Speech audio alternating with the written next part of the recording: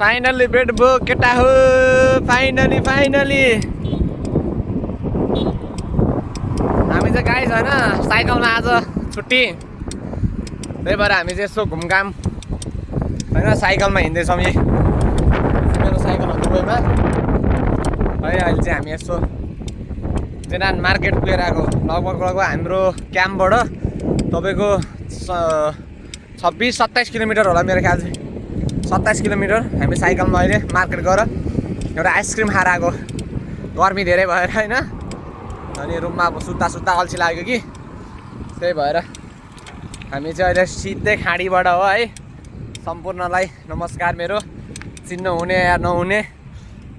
सम्पूर्ण दाजुभाइ तथा दिदी बहिनी मामा माइजी काकी काकीहरूलाई सबलाई नमस्कार छ है खाडीबाट एकदम हामी परदेशी कान्छाको सबलाई मनबाटै माया छ है सबैले लाइक सब्सक्राइब गरिदिनु होला युट्युबमा गएर त्यो हाम्रो एउटा साथी पछाडि आउँदैछ तोर्पे